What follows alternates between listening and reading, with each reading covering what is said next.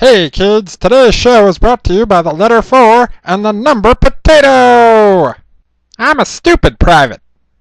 Previously on the Transformers. Megatron has come up with a fun new activity for the Decepticons, a scavenger hunt for the fossilized remains of his Predacon army. Clones ahoy! Upgraded Optimus Prime is performing well for the Autobots, but friction is growing between their new number 2, Ultra Magnus, and Wheeljack. When two Predacon fossils show up on different parts of the globe, Optimus Prime leads Smokescreen and Bumblebee to Texas, where they battle Shockwave and Soundwave over a dusty jawbone. The Autobots fight well, but thanks to some clever ground bridge placement, the Wave Brothers snatch victory from the jaws of defeat. Now let's join Ultra Magnus and the Wreckers on their Scottish adventure. In the newest episode of Transformers Prime, titled Chain of Command. The episode begins with the thawing of the recently iced Predaking.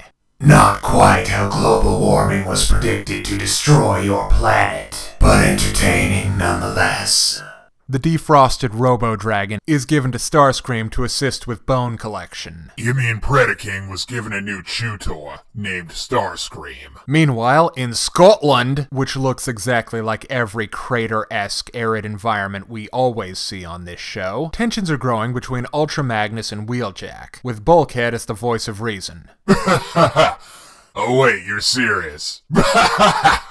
Tensions that only heighten when it turns out Wheeljack smuggled mandatory quirky character Nico along for the ride. The rationale for this is probably the funniest moment in the season so far. Things go from awkward to awkward and deadly when Predaking and his Apex Armor sporting handler show up to crash Team Therapy. After another chase sequence, Ultra Magnus sends the small defenseless human up to the shuttle to call for help. Using an unarmed child as a distraction, Ultra Magnus would have made a fine Decepticon.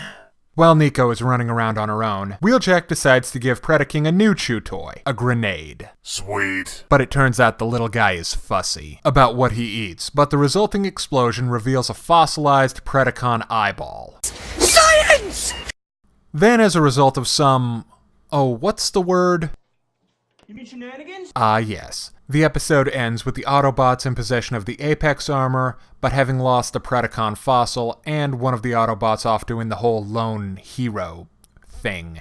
Chain of Command is a tonally different episode from most of the other episodes in the Beast Hunter arc. They decided that now it's time for some comedy, and I'm 100% behind it. The comedy in Chain of Command mainly comes from how the characters play off of one another, whether it's Starscream's frustration with an unruly Predaking, or Ultra Magnus's frustration with an unruly Wheeljack, or Bulkhead, gentleman and diplomat. The action is also pretty sweet. There's a couple of awesome fights with that ever-cool speed up, slow down 300 stuff.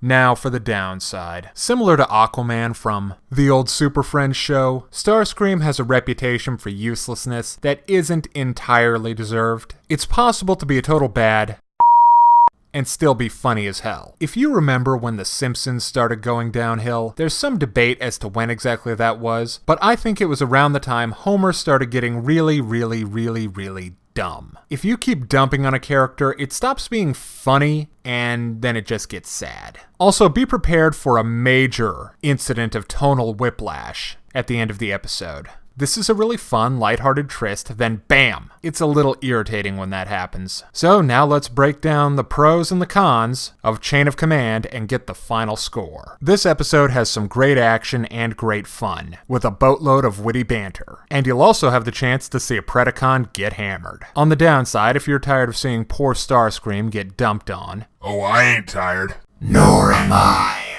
The point is, it gets old. And that weird shift in tone, take the bloom off a pretty rosy episode of Transformers Prime. 4 out of 5. Thanks for watching, I'm the Stupid Private.